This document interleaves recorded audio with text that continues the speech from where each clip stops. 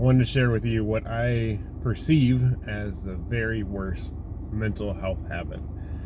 It's something that almost everyone does on a daily basis, and I have decided not to very frequently, to the point where I almost never hear about stuff unless it's a major thing and someone brings it up, and they're always surprised that I haven't heard about it. So, what is the very worst mental health habit?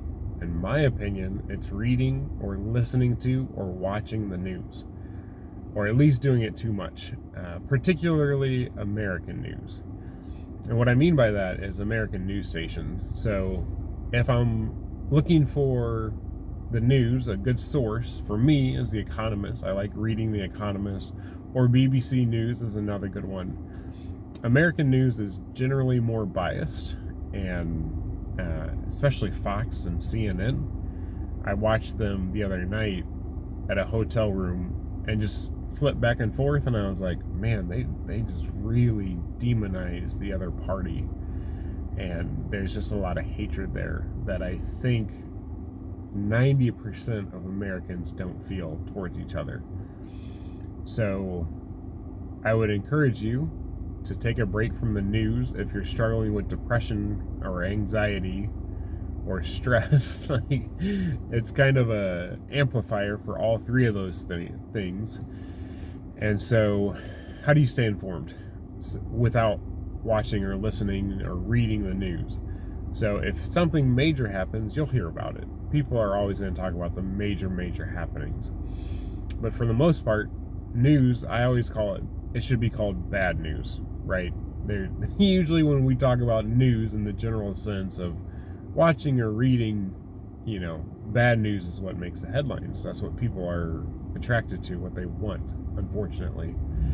And so I cut it out of my diet, so to speak, my daily diet, and I've been a lot better off since then. Now, sometimes I do fall, like I said, the other night I watched Fox News and CNN and flip back and forth between the two, but generally I stay away, and my life is a lot better because of that.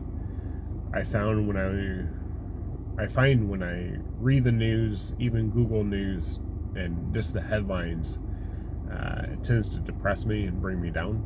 So generally I'll stay away from it. Every once in a while I'll just read the headlines just so I have an idea of what's going on. But for the most part, I keep a very low news diet, I call it.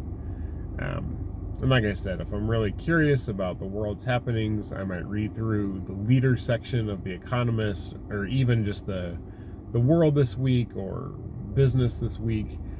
And you can do that from a library, by the way. You can get even a digital form. You can get a copy of The Economist always.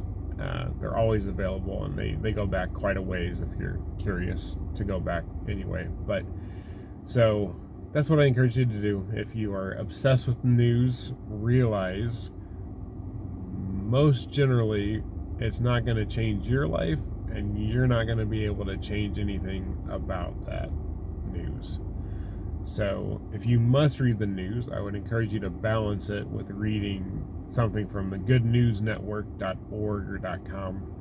I just found it. It's awesome. There's some good news articles about people doing some really awesome stuff in different parts of the world. So if you must read the news, the bad news, at least balance it with some good news.